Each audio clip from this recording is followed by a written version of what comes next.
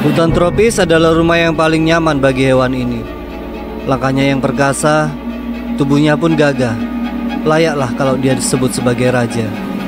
Namun sayang, habitatnya terus berkurang dan semakin terkikis demi lahan dan keuntungan sebagian predator alam yang disebut manusia. Semakin hari jumlahnya pun semakin berkurang. Mari satukan tekad dan usaha, lindungi hutan-hutannya sebagai tempat berteduh sang raja. Raja hutan dari Indonesia, ya, harimau Sumatera.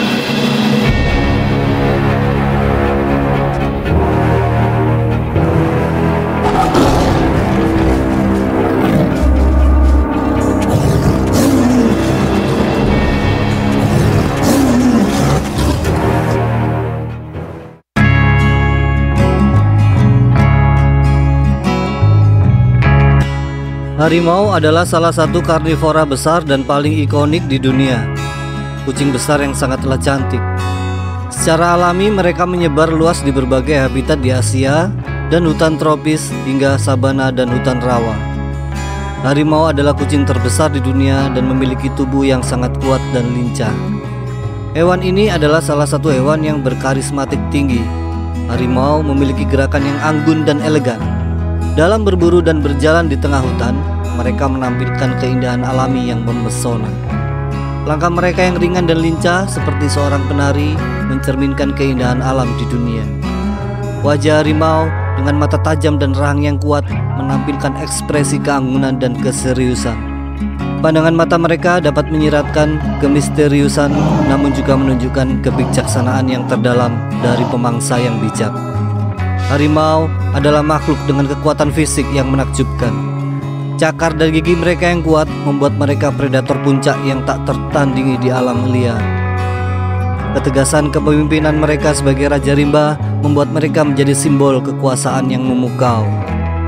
Harimau memiliki reputasi sebagai makhluk misterius yang dapat menyelinap di hutan tanpa terdeteksi. Kehadiran mereka yang samar-samar namun kuat telah menyebabkan mitos dan legenda tentang mereka dalam berbagai budaya. Harimau juga memiliki daya tarik khusus karena perannya sebagai predator puncak yang penting dalam menjaga keseimbangan ekosistem. Keberadaan mereka membantu mengendalikan populasi hewan herbivora, menjaga ekosistem hutan agar tetap sehat dan tetap beragam. Harimau juga sering menjadi lambang sebuah bendera ataupun maskot sebagai simbol kekuatan dan keanggunan. Ukuran mereka bervariasi tergantung pada subspesiesnya. Harimau jantan biasanya lebih besar daripada betina. Bulu harimau bervariasi dalam warna, mulai dari orange kecoklatan hingga kuning keemasan. Karena warnanya yang cantik, dia pun menjadi sasaran empuk bagi pemburu-pemburu liar. Saat ini hanya terdapat 6 subspesies harimau.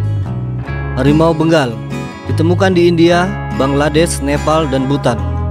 Harimau Indochina menyebar di beberapa negara di Asia Tenggara seperti Thailand, Laos, dan Vietnam. Harimau Siberia juga dikenal sebagai harimau Amur, ditemukan di daerah dingin di Rusia Timur dan sekitarnya. Harimau Malaya ditemukan di semenanjung Malaya dan bagian selatan Thailand. Harimau Bali, sayangnya subspesies ini telah punah sekitar tahun 1940. Yang terakhir adalah harimau Sumatera, mendiami Pulau Sumatera, negara Indonesia. Harimau Sumatera hanya ditemukan di Pulau Sumatera. Harimau Sumatera merupakan harimau yang memiliki ukuran terkecil dibandingkan subspesies lainnya. Harimau Sumatera juga mempunyai warna paling gelap di antara semuanya. Pola hitamnya berukuran lebar dan jaraknya rapat dan juga berhimpitan. Harimau Sumatera dewasa memiliki panjang rata-rata 250 cm dengan berat sekitar 140 kg. Sedangkan tinggi dari jantan bisa mencapai 60 cm. Subspesies ini juga punya lebih banyak janggut serta surai dibandingkan subspesies lainnya, terutama harimau jantan. Ukurannya yang kecil memudahkannya untuk menjelajah rimba. Terdapat selaput di sela-sela jarinya yang menjadikan mereka mampu berenang. Harimau ini menyudutkan mangsanya ke air, terutama bila binatang buruan tersebut lambat berenang. Kucing besar ini mampu hidup dimanapun, dari hutan dataran rendah sampai hutan pegunungan, dan tinggal di banyak tempat yang tak terlindungi. Harimau Sumatera hanya sekitar 400 ekor tinggal di cagar alam dan taman nasional. Sisanya tersebar di daerah-daerah lain yang ditebang untuk pertanian. Juga terdapat lebih kurang 250 ekor lagi yang dipelihara di kebun binatang di seluruh dunia. Harimau Sumatera mengalami ancaman kehilangan habitat karena daerah sebarannya terancam pembukaan hutan untuk lahan pertanian dan perkebunan komersial, terutama perkebunan kelapa sawit. Karena habitat yang semakin sempit dan berkurang, maka harimau terpaksa memasuki wilayah yang lebih dekat dengan manusia dan seringkali mereka dibunuh dan ditangkap karena tersesat masuk ke daerah pedesaan. Deforestasi dan degradasi hutan di Pulau Sumatera yang sangat besar mengancam terhadap keanekaragaman hayati yang ada. Deforestasi dan degradasi menyebabkan terpotong-potongnya hutan menjadi bagian-bagian kecil dan terpisah-pisah. Hal ini yang terkadang menyebabkan harimau tersesat dan secara tidak sengaja keluar dari habitatnya dan masuk perkampungan dan memangsa orang ataupun ternak warga. Dalam hati harimau bilang, "Kayaknya daerah ini dulunya hutan lebat. Kenapa sekarang jadi lapangan bola ya?" Perjumpaan dengan manusia yang tidak direncanakan pun terjadi dan pasti harimaulah pemenangnya.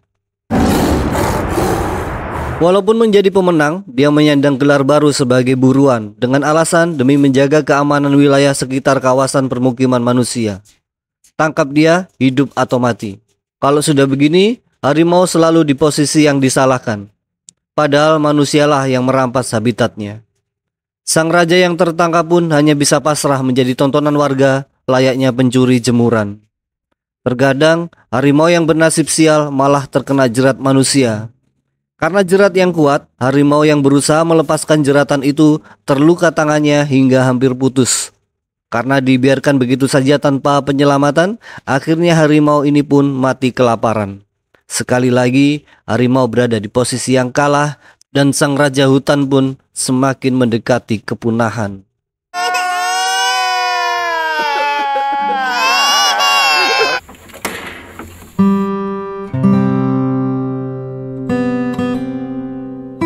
Keberadaan harimau Sumatera juga menjadi indikator keberhasilan Indonesia menyelamatkan aset fauna yang merupakan anugerah Allah Subhanahu wa Ta'ala. Tidak semua negara dikasih kan? Buktikan bahwa Indonesia masih punya yang namanya harimau Sumatera, gajah Sumatera, orangutan maupun badak.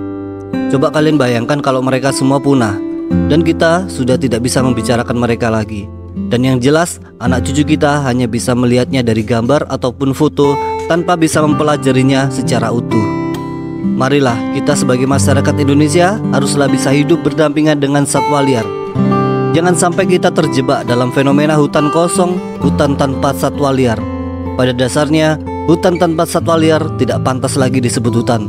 Pantasnya disebut mall. Oke, sampai di sini dulu video kali ini. Jangan lupa like, comment, and subscribe. Seperti biasa, tetap semangat dan selalu menjaga kelestarian alam. Wassalamualaikum warahmatullahi wabarakatuh.